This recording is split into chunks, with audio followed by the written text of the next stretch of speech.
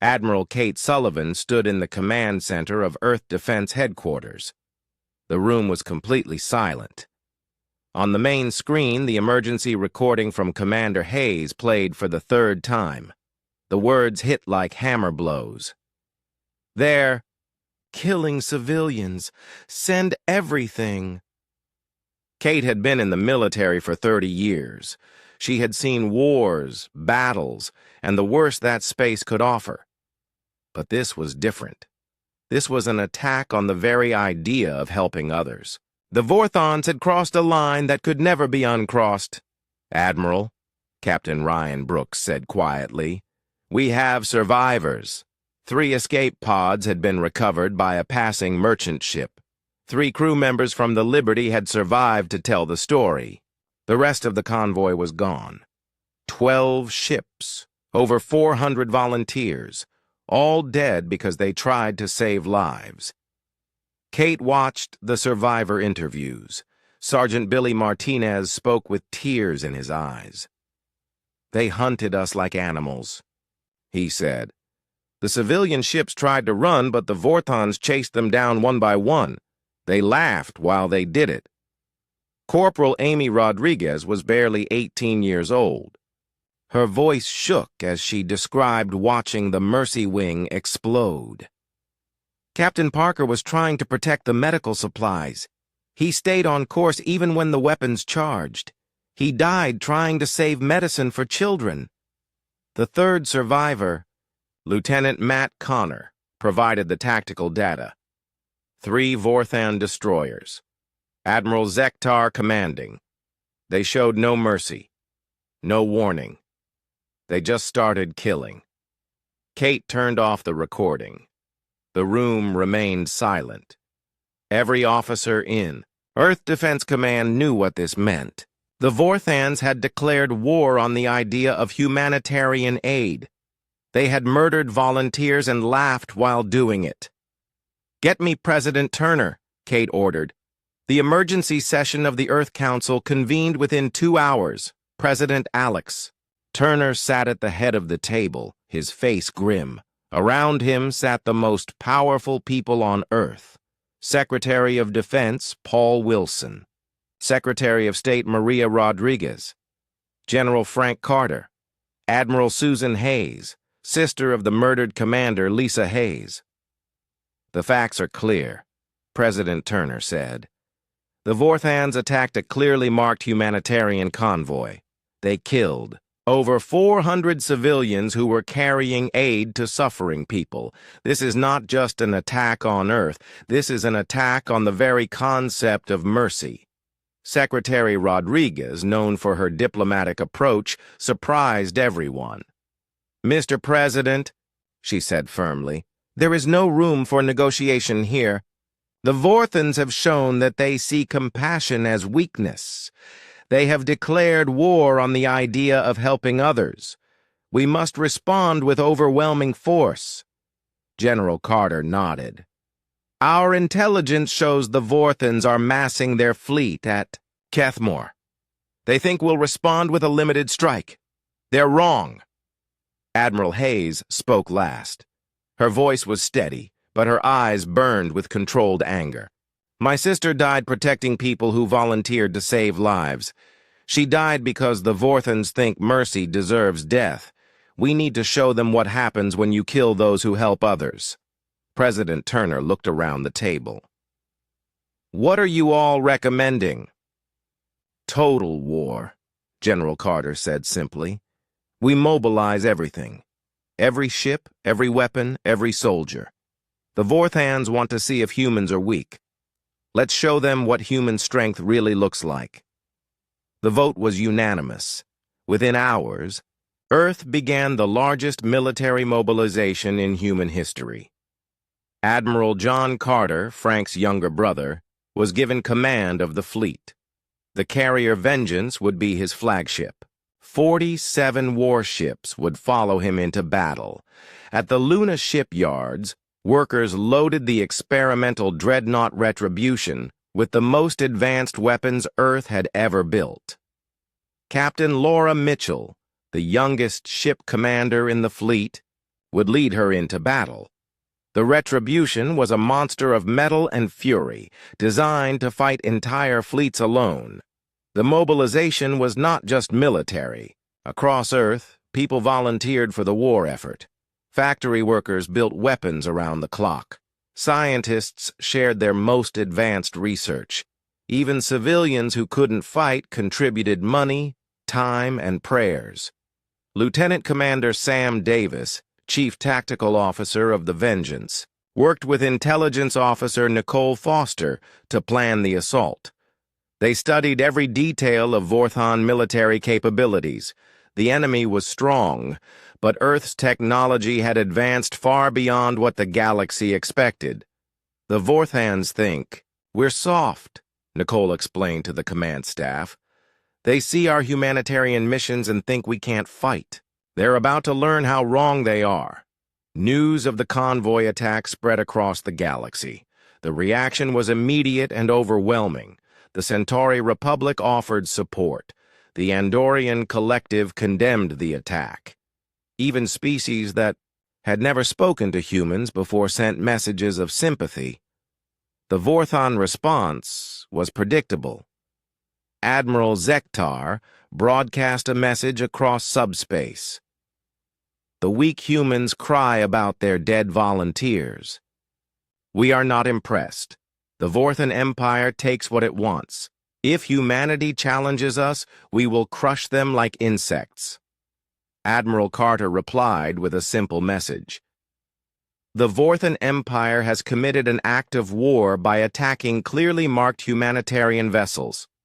We demand the immediate surrender of all personnel involved in the Haven Prime convoy massacre. You have 24 hours to comply." Zektar's response was to order more attacks on human civilian ships. The fleet assembled at Staging Point Alpha, just outside the Sol system.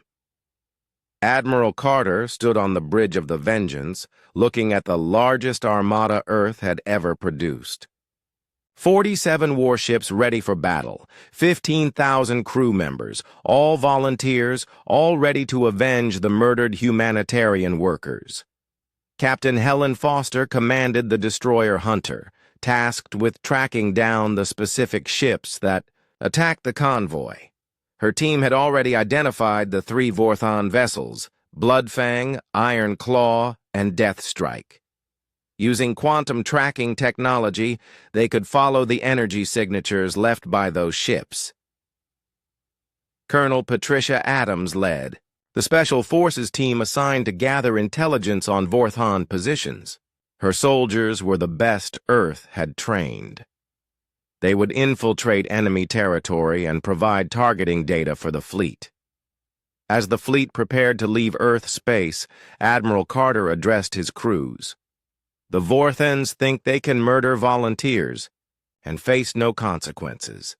They think mercy is weakness. They're about to learn that humans protect those who help others. We're not going to war for territory or resources. We're going to war to defend the very idea of compassion." The launch was witnessed by billions across Earth and the colonies. Ships that had never been designed for war joined the fleet. Hospital ships converted to carry troops. Cargo vessels loaded with supplies. Even civilian volunteers who demanded the right to serve.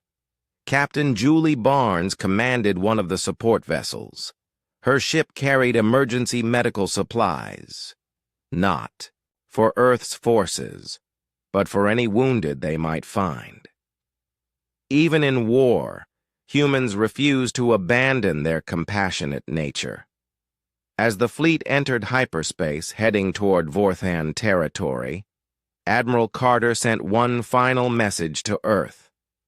"The convoy is avenged. Justice is coming." The galaxy held its breath. For the first time in history, humans were going to war not for conquest, but for the right to help others. The Vorthans had awakened something they didn't understand, a species that would fight to the death to protect the innocent.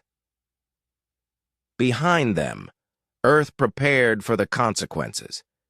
If the Vorthans wanted total war, they would get it. But they would learn that attacking those who show mercy brings the fury of an entire species down upon you. The hunt for Admiral Zektar and his murderers had begun. Captain Jake Morrison checked his watch again. 3 hours into their journey to Haven Prime, and everything was going perfectly.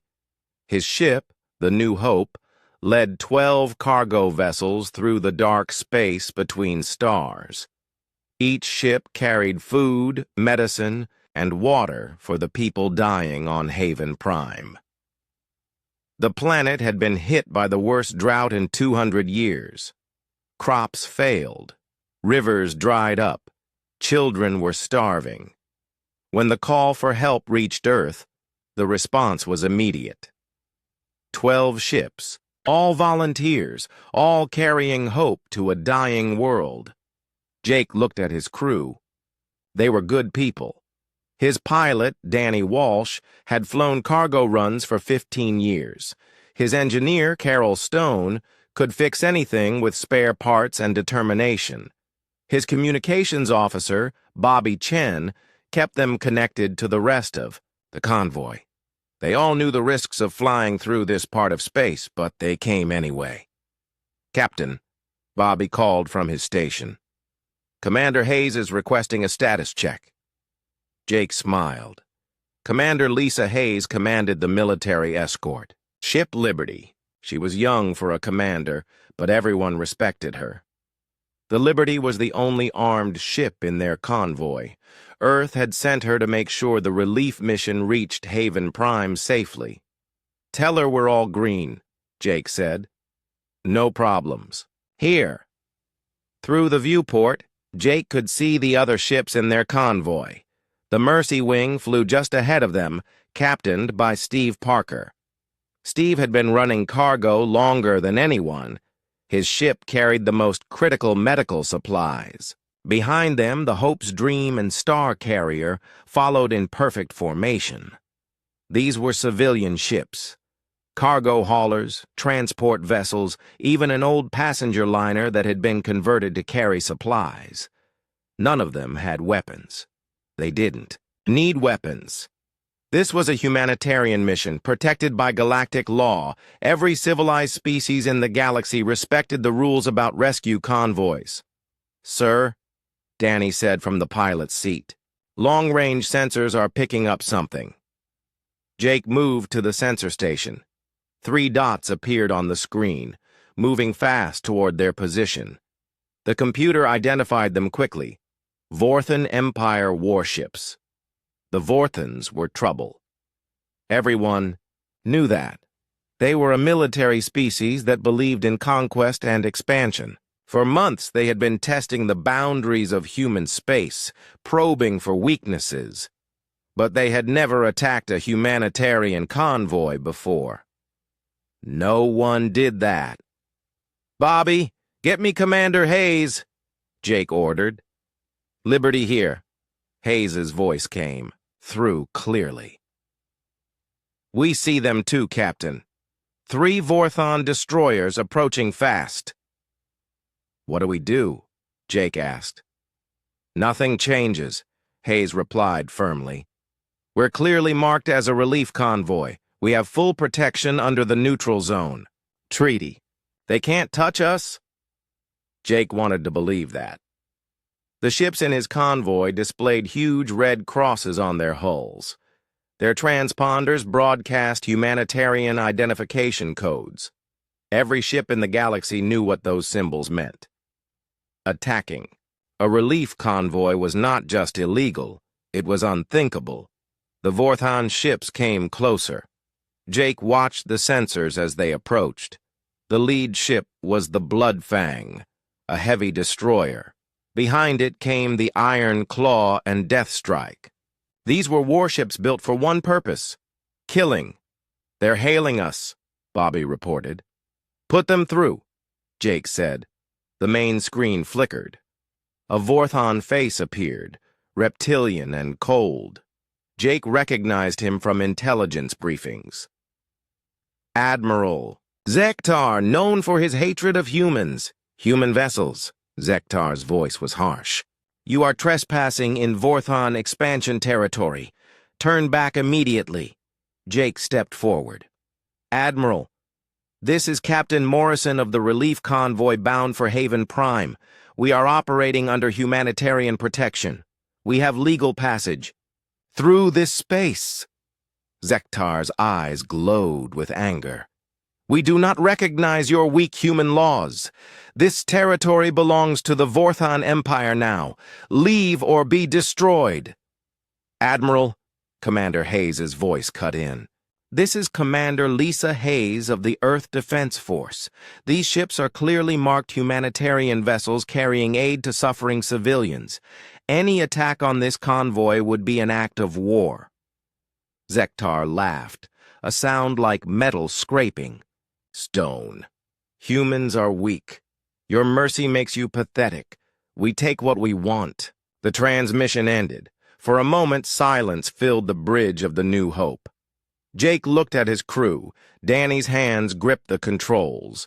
Carol stared at her engineering displays. Bobby waited for orders. Commander Hayes, Jake called. What are your orders? Maintain course and speed, Hayes replied. They're bluffing. No one attacks a relief convoy. It would unite the entire galaxy against them. Jake hoped she was right, but something in Zektar's voice worried him. The Vorthons had always been aggressive, but this felt different. This felt like a species that had decided rules no longer mattered. On his sensors, Jake watched the Vorthon ships change formation. They spread out, surrounding the convoy. The Bloodfang moved directly ahead of them. The Iron Claw and Deathstrike took positions on either side. Captain, Carol called from engineering. I'm reading weapons charging on all 3 ships. Jake's blood went cold. Bobby, send an emergency transmission to Earth Defense Command. Tell them we're about to be attacked by Vorthon forces. Send our position and all sensor data. Transmission. Sent, Bobby confirmed. The Liberty moved to intercept the Vorthon ships. Commander Hayes was brave, but her single escort ship faced 3 destroyers. The odds were terrible. All ships, Hayes broadcast to the convoy. Emergency scatter protocol. Break formation and run for the nearest safe system. But it was too late. The Bloodfang fired first. A massive energy beam struck the Mercy Wing dead center. Steve Parker's ship, carrying medicine for dying children, exploded in a ball of fire. 43 people died in that instant. Good people who had volunteered to help strangers. Jake stared in horror as debris from the Mercy Wing scattered across space. This wasn't supposed to happen. Humanitarian convoys were sacred, protected, safe. The Iron Claw targeted the Hope's dream. Another beam of death reached out across space. Another cargo ship carrying food and water for the starving people of Haven Prime became floating wreckage. Return fire! Hayes shouted as the Liberty engaged the Deathstrike. Her ship was fast and well armed, but she was outnumbered. The convoy scattered. Civilian ships ran in every direction, but they were cargo haulers, not warships. They were slow and defenseless. The Vorthans hunted them like predators chasing prey. Jake watched the star carrier try to escape. The Bloodfang caught it with a lucky shot. The ship broke apart, spilling its cargo of medical equipment into the void. Danny, get us out of here, Jake ordered. I'm trying, Captain, Danny replied, his voice shaking. They're jamming our hyperdrive.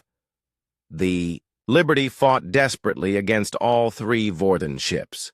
Commander Hayes was a skilled commander, but the odds were impossible. Jake watched her ship take hit after hit. Liberty is breaking up, Bobby reported, tears in his eyes. Hayes' final. Transmission reached them clearly. Emergency beacon activated. Earth Defense Command, humanitarian convoy attacked by Vorthon forces. They're killing civilians. Send everything. The Liberty exploded. Commander Lisa Hayes died protecting a convoy carrying hope to dying people. She died because the Vorthans had decided that mercy was weakness, that helping others deserved death. Jake closed his eyes as his own ship shook under enemy fire. The New Hope was dying, too. All around him, good people who had volunteered to save lives were being murdered by those who saw compassion as a target. The last thing Jake Morrison transmitted before his ship died was simple. They fired on a rescue convoy. God help us all. 36 hours later, the largest human fleet in history approached the Omega Gate system. Admiral Morrison stood on the bridge of the UES Defender, watching 300 ships spread across space like a deadly constellation. Every vessel humanity could spare was here for this final battle. "Sir, we're detecting massive enemy movement," reported Lieutenant Commander Lisa Carter. 1,700 Zephyrian ships are moving into defensive positions around the gate. The Omega Gate hung in space like a giant metal ring covered in alien symbols. It was 20 miles across and glowed with energy that hurt to look at directly. Around it, enemy fleets formed protective walls of steel and weapons. "Admiral, the enemy flagship is the Dominion of Stars," said Captain Ben Rodriguez. "It's their largest dreadnought, 5 miles long and armed with planet-killer weapons." Morrison studied the tactical display. The enemy had positioned their strongest, ships closest to the gate. Layers of battlecruisers, destroyers, and fighter squadrons created an almost impossible barrier to break through. "Sir, incoming transmission from the Vengeance," Carter announced. Commander Alex Turner appeared on the main screen. His ghostly form was flickering more than before. Morrison could see that the Quantum crew was running out of time. "Admiral, we're beginning our approach," Turner said. "Remember, no matter what you see, keep your ships focused on the outer defenses. We'll handle the gate itself." "Alex, are you sure about this?" Morrison asked. "Once you merge with that thing, there's no coming back." Turner smiled sadly. "We've been dead for 12 years, Jake. At least this way our death will mean something. We'll become humanity's eternal protectors." The transmission ended and Morrison turned to his crew. "All ships begin the attack. Target the outer defense perimeter. Let's give our ghost friends a chance to work their magic." The human fleet opened fire with everything they had. Energy beams and missiles streaked across space toward the enemy positions. The Zephyrian ships responded immediately, filling space with deadly weapons fire. "Sir, the enemy is concentrating their fire on our lead ships," reported Security Chief Steve Jackson. "The battleship Freedom is taking heavy damage." Morrison watched as the massive space battle unfolded around them. Human ships fought bravely against superior numbers, trading their lives for every mile of space they could gain. Explosions lit up the darkness as vessels on both sides were destroyed. But where was the vengeance? "Admiral, I'm detecting quantum distortions throughout the battlefield," said Engineer Linda Brooks. "The readings are unlike anything we've seen before. It's like reality itself is breaking apart." Suddenly, the impossible began to happen. The UES Vengeance appeared in 7 different locations at the same time. Each copy of the ghost ship was attacking enemy positions from angles that shouldn't exist. "My God," whispered Dr. Karen Phillips. "They're existing in multiple probability streams simultaneously." One version of the Vengeance was attacking the enemy's left flank. Another was striking from above. A third appeared inside the enemy formation itself. The Zephyrian commanders couldn't coordinate their defenses against enemies that existed in several realities at once. "Sir, the enemy ships are firing at targets that disappear before their weapons arrive," reported Rodriguez. "The Vengeance is attacking from moments that haven't happened yet." The quantum weapons of the ghost ship were devastating. When they hit enemy vessels, entire sections simply vanished from existence. Ships that had existed for years suddenly had holes in their hulls where matter had been erased from the timeline. "Admiral, the Zephyrian fleet is in chaos," said Intelligence Officer Matt Coleman. "Their communications are filled with panic. They're calling the Vengeance the ship of impossible deaths." But the real shock came when the ghost ship began to change. As Morrison watched, the Vengeance started to grow larger. The quantum energy around it was pulling matter from other dimensions, making the ship expand beyond its original size. "Sir, the Vengeance is now 3 times its normal size and still growing," reported Engineer Brooks. "The quantum fields are becoming so intense, they're warping space around the entire battlefield." The massive ghost ship moved toward the Omega Gate like an unstoppable force. Enemy weapons hit it constantly, but the energy beams passed right through its ghostly hull. Nothing the Zephyrians had could hurt something that existed between life and death. "All human ships, pull back to minimum safe distance," Morrison ordered. "Whatever's about to happen, we don't want to be caught in it." The human fleet began to retreat while still fighting. They had done their job, drawing enemy attention away from the gate. Now it was up to the quantum crew to finish the mission. Turner's voice came over the communications one last time. "Jake, it's been an honor serving with you. Tell humanity that the crew of the Vengeance kept their promise. We're going home." The Vengeance reached the Omega Gate, and something incredible happened. The ghost ship began to merge with the ancient alien structure. Metal flowed like water as the two objects became one. The gate's energy rings expanded to surround the transformed vessel. "Sir, quantum energy is spreading throughout the entire system," reported Dr. Phillips. "The gate's power is combining with the Vengeance's quantum field." As the merger continued, Morrison could see Turner and his crew for the last time. They appeared as beings of pure light, standing on what remained of their ship's bridge. They looked peaceful, like they had finally found rest after years of existing between life and death. "Admiral, the enemy fleets are losing power," announced Carter excitedly. "Their hyperspace drives are shutting down. The gate is cutting off their ability to escape."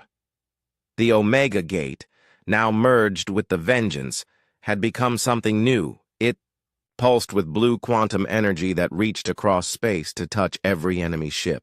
The Zephyrian vessels found themselves trapped, unable to jump to hyperspace or even move properly. "Sir, we're receiving surrender transmissions from the enemy flagship," reported Rodriguez. "The Dominion of Stars is requesting immediate ceasefire." Morrison looked out at the battlefield. The largest enemy fleet in history was helpless, their ships floating dead in space. The merged gate had given humanity control over hyperspace itself in this entire sector. "All human ships, cease fire," Morrison ordered. "Accept their surrender." A new voice spoke over the communication system.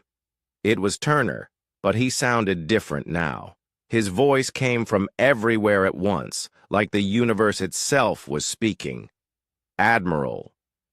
"Morrison, this is the Eternal Guardian speaking from the Omega Gate. The crew of the UES Vengeance has completed our transformation. We are no longer bound by physical existence." "Alex, can you still think like humans?" Morrison asked. "We remember being human," the voice replied.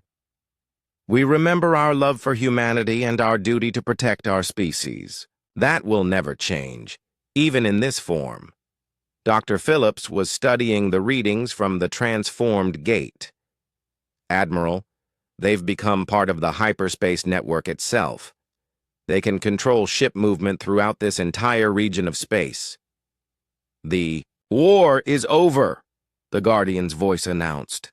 The Zephyrian fleets are trapped and surrendering, but our watch has just begun.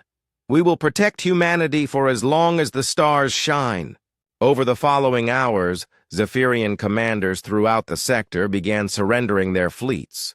Word spread quickly that the humans had gained control of the ancient gate technology.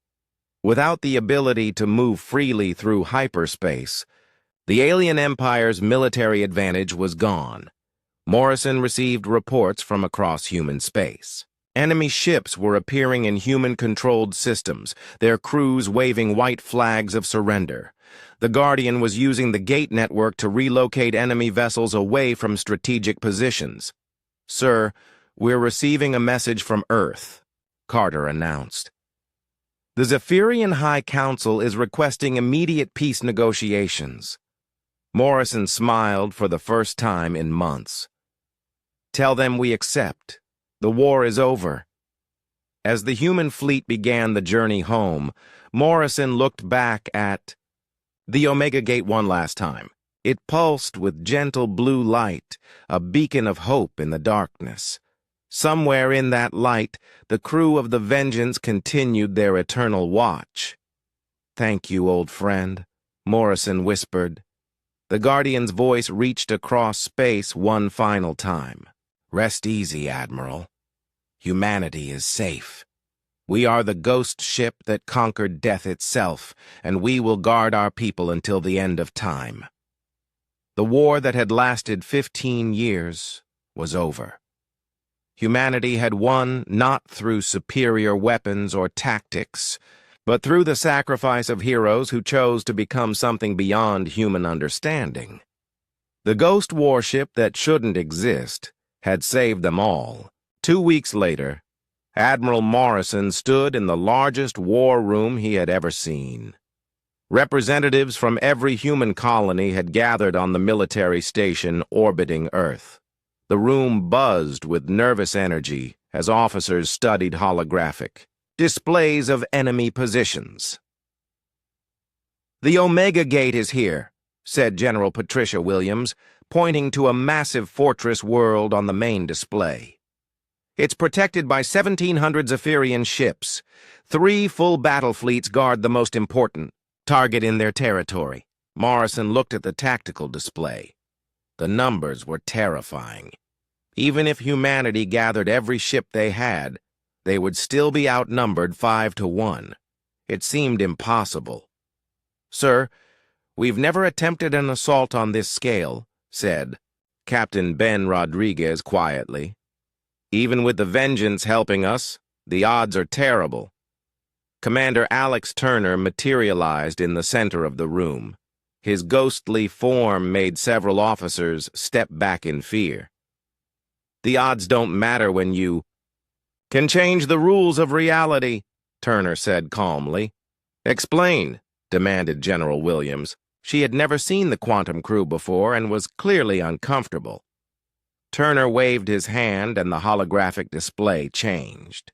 Now it showed the Omega Gate from multiple angles that shouldn't exist. The gate exists in several dimensions at once. It's not just a normal structure. It's a doorway between realities. Dr. Karen Phillips, who had been studying the quantum readings for weeks, stepped forward. "Admiral, the gate is similar to what happened to the Vengeance. It exists in quantum superposition. That's why it's so powerful. And that's why we can control it," added Navigation Officer Nicole Davis as she appeared next to Turner. "Our quantum state allows us to interact with structures that exist between dimensions." Intelligence Officer Matt Coleman pulled up enemy fleet positions on his screen. "Even if you can reach the gate, sir, you'll have to fight through the largest concentration of enemy ships we've ever seen. Their flagship dreadnoughts are stationed there. We have a plan for that," said Weapons Specialist Tony Garcia, materializing with the other crew members. "We can exist in multiple probability streams at the same time. We can attack from positions that technically exist in several moments simultaneously." Morrison tried to understand what they meant. "You can attack from the past and future at the Same time? Something like that, Turner replied. Time isn't linear for us anymore. We can strike from probability streams where we approached from different directions. The enemy will face attacks from battles that might happen, are happening, and have already happened. Chief Scientist Dr. Amanda Foster appeared next, her ghostly form flickering with equations that hurt to look at. The mathematics are complex, but essentially we can collapse multiple timeline possibilities into a single moment. We become all possible versions of ourselves at once.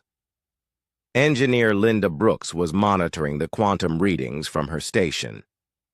Sir, the energy requirements for what they're describing would require more power than our entire fleet produces. How is it possible?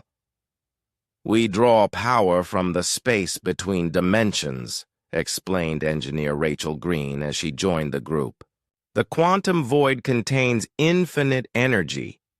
Death taught us how to access it. General Williams looked skeptical. This all sounds like science fiction. How do we know it will work? Turner smiled grimly.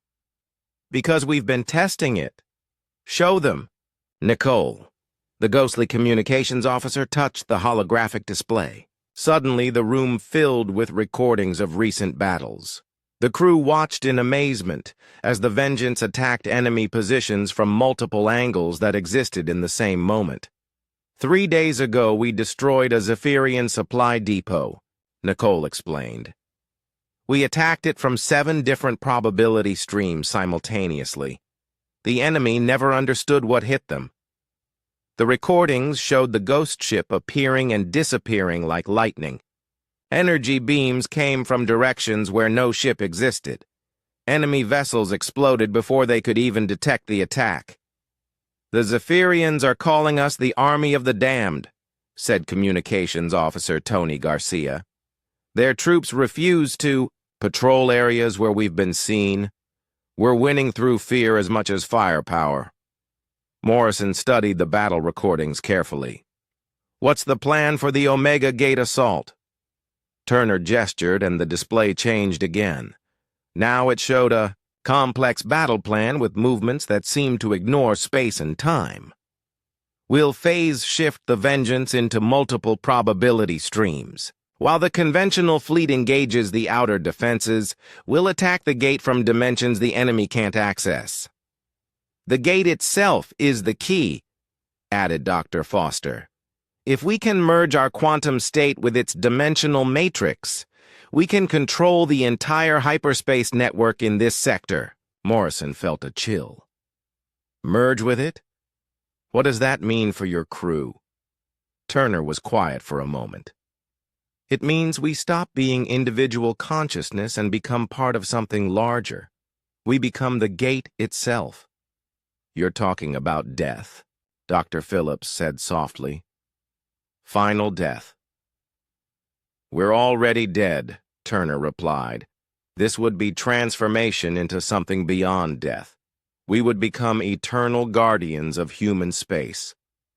The room fell silent as everyone absorbed what Turner was saying. The ghost crew was willing to sacrifice their existence to save humanity. Sir, we're receiving priority transmissions from the front lines, announced Captain Rodriguez. The Zephyrians are massing their forces. They know we're planning something big. Intelligence Officer Coleman pulled up the latest reports.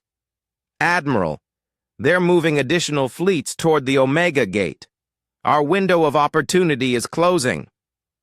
How long do we have? Morrison asked. Maybe 48 hours before their reinforcements arrive, Coleman replied. After that, the gate will be impossible to reach. Turner and his crew exchanged glances. Even in their ghostly state, Morrison could see they were communicating through means beyond normal speech. We need to move now, Turner decided.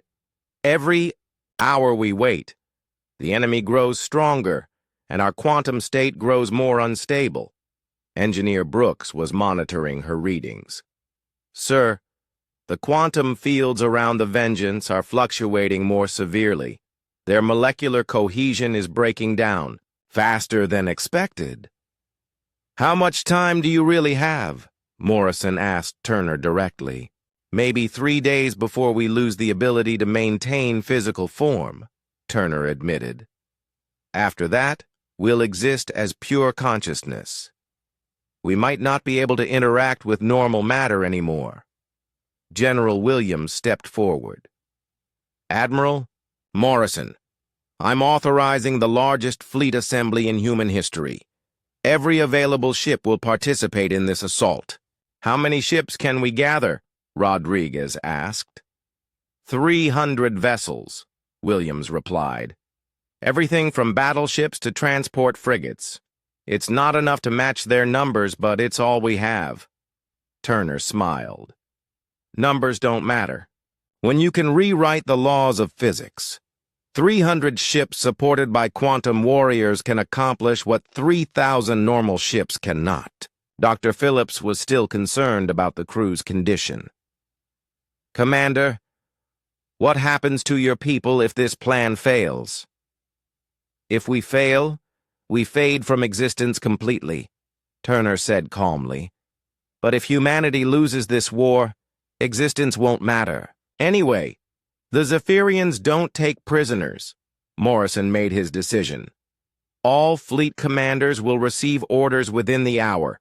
We attack in 36 hours. That gives us time to position our forces, but not enough time for the enemy to bring in reinforcements. Sir, this is the biggest gamble in human history, Rodriguez said quietly. It's not a gamble when you have quantum ghosts on your side, Morrison replied. Alex, what do you need from us? Turner began to fade again, his form becoming transparent. Just follow our lead, and don't try to understand what you see. We're going to do things that will break every law of physics you know. And if you succeed in merging with the gate? Morrison asked. Then humanity will have guardians who exist beyond space and time, Turner replied. We'll watch over our species until the stars burn out. The ghost crew vanished completely, leaving only the faint smell of ozone and the sound of energy crackling through the air. General Williams looked around the room at the assembled officers. Ladies and gentlemen, prepare for the impossible. We're about to attack the most heavily defended position in known space with the help of dead heroes who refuse to stay dead.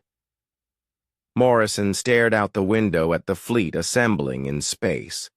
Ships from every human world were gathering for humanity's final throw of the dice. In less than 2 days, they would either win the war or lose everything.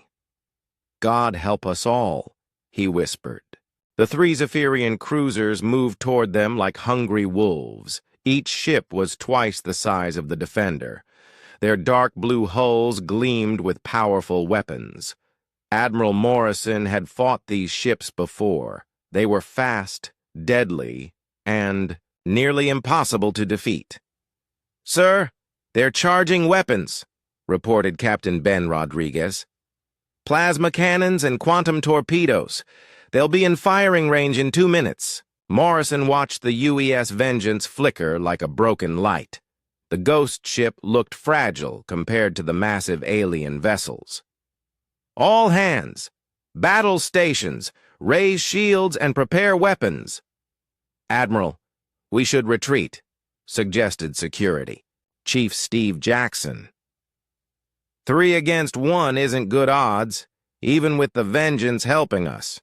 Before Morrison could respond, Commander Turner's voice came over the communications system. Admiral, keep your ship back. Let us handle this. You're about to see what death can do to the living. The Vengeance suddenly vanished completely. 1 second it was there, the next second it was gone. Morrison's crew looked around in confusion. Their sensors showed nothing but empty space. Where did they go? Asked Lieutenant Commander Lisa Carter. Sir, I'm reading massive quantum distortions all around the enemy ships, reported Engineer Linda Brooks. The Vengeance is still here, but it's existing in multiple dimensions at once. The lead Zephyrian cruiser fired its main weapons at where the Vengeance had been. Bright beams of energy cut through empty space, hitting nothing. The alien commanders were probably confused and angry. Then something impossible happened. The Vengeance appeared directly behind the rear enemy ship, but it wasn't solid. The ghost ship looked like it was made of blue fire and starlight. Its weapons began firing immediately. The Vengeance's weapons were unlike anything Morrison had ever seen. Instead of normal energy beams, they fired streams of pure quantum energy. When the energy hit the Zephyrian ship, pieces of the alien vessel simply stopped existing. Holes appeared in the hull as if parts of the ship had never been built. "My God," whispered Dr. Karen Phillips. "They're not just destroying the ship. They're erasing it from reality." The alien cruiser tried to turn and fight back, but the Vengeance was already gone. It reappeared on the other side of the enemy formation, still firing its impossible weapons. The ghost ship moved like it was dancing, flowing through space in ways that defied physics. "Sir, the Vengeance is existing in at least 6 different locations simultaneously," reported Engineer Brooks. "My sensors can't track all of them." The second Zephyrian ship fired a spread of quantum torpedoes at the ghost ship. The torpedoes passed right through the Vengeance as if it wasn't there. Then the Vengeance became solid again and returned fire. Its quantum weapons tore through the enemy's shields like they were made of paper. "Admiral, I'm picking up transmissions from the enemy ships," said Carter. "They're calling for immediate backup. They're using words like phantom vessel and impossible technology." Morrison watched as the Vengeance performed maneuvers that should have been impossible. The ship moved in straight lines, then suddenly appeared moving in completely different directions. It was like watching someone edit reality itself. The third Zephyrian cruiser tried to escape. It turned away from the battle and prepared to jump to hyperspace. But the Vengeance appeared directly in front of it, blocking its path. The ghost ship was now glowing so brightly it hurt to look at. "Sir, the quantum readings are off the charts," said Security Chief Jackson. "The Vengeance is drawing power from somewhere that doesn't exist in our dimension." The trapped alien ship fired everything it had at the Vengeance. Plasma cannons, missile launchers, and energy weapons all fired at once. The space around the ghost ship exploded with deadly energy. But when the explosions cleared, the Vengeance was still there, completely undamaged. "Their weapons can't hurt us when we're phase shifted," came Turner's voice over the radio. "We exist between life and death. Physical weapons can't touch something that's already destroyed." The Vengeance opened fire with all its weapons at once. The quantum energy beams hit the Zephyrian ship from multiple angles. But instead of exploding, the alien vessel began to fade away like smoke. Within seconds, the entire cruiser had vanished completely. "Where did it go?" asked Rodriguez. "We erased it from this timeline," Turner explained. "It now exists only in probability space. The crew is alive but unable to affect our reality. The first 2 Zephyrian ships were still fighting, but they were losing badly. The Vengeance split into multiple copies of itself, each one attacking from a different direction. The alien crews couldn't defend against enemies that existed in several dimensions at once. Dr. Phillips was studying the battle with her sensors. "Admiral, the quantum effects are spreading. The space around the battle is becoming unstable. Reality itself is bending." Morrison could see what she meant. The stars around the battle looked twisted and wrong. Space seemed to ripple like water. Colors that didn't have names flickered at the edges of his vision. "This is why we need to be careful," Turner's voice said. "Our weapons don't just destroy matter. They can damage space and time itself. We have power that's dangerous even to us." The second Zephyrian ship tried one last desperate attack. It rammed directly toward the Vengeance at full speed. For a moment, Morrison thought the enemy might succeed. But the ghost ship simply became transparent. The alien cruiser passed right through it like it was flying through fog. Then the Vengeance became solid again, now inside the enemy ship. The quantum fields of the ghost ship couldn't exist in the same space as normal matter. The alien vessel began to tear itself apart from the inside. "Sir, that's the most terrifying thing I've ever seen," said Engineer Brooks.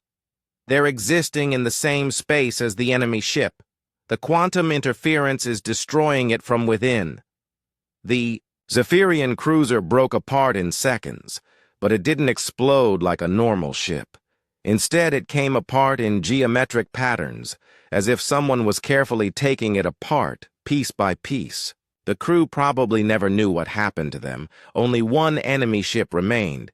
It was trying to send a distress signal, but the Vengeance was jamming its communications.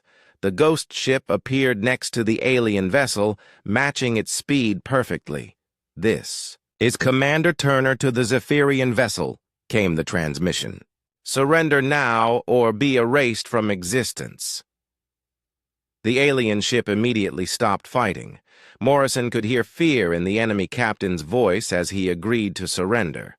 The Zephyrians were brave warriors, but they couldn't fight something they didn't understand. The Vengeance became fully solid again and moved closer to the Defender. Turner and his crew reappeared on Morrison's bridge, looking exactly as they had before the battle. "That was a small demonstration," Turner said calmly. "We've been fighting like this for months. The enemy has no defense against quantum warfare." Morrison stared at his old friend.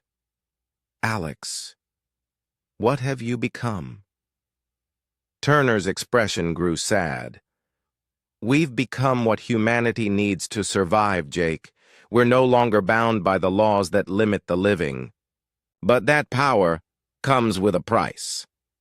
"What price?" Morrison asked. "We're losing our humanity bit by bit," Turner replied. "Each time we use our abilities, we become less human and more like pure energy. Eventually, we'll lose all connection to our former lives." Dr. Phillips was still scanning the quantum readings from the battle. "Admiral, the space around us is still unstable. Their weapons have left tears in reality itself. This kind of power could be dangerous to entire star systems." Turner nodded. "That's why we need to end this war quickly. Our power is growing stronger but also more unstable. We have maybe 6 months before we either transcend physical existence entirely or collapse into quantum chaos." Morrison looked out at the captured Zephyrian ship. "What do you need from us?" "Help us plan one final assault," Turner said. "There's a target deep in enemy space that could end this war forever, but we'll need conventional forces to support us." "What target?" Rodriguez asked. Turner smiled grimly. "The Omega Gate, the ancient alien artifact that controls all hyperspace routes in this sector. If we can capture it, we can control the movement of every ship in Zephyrian space." Morrison felt a chill run down his spine. The Omega Gate was the most heavily defended location in known space. "That's suicide, Alex, even with your abilities." "Maybe," Turner agreed, "but it's humanity's only chance. Are you with us?" Morrison looked around at his crew. They all looked scared, but determined. "We're with you." Turner and his crew began to fade away again. "Then prepare for the impossible, old friend. We're going to attempt something that even death itself might not survive.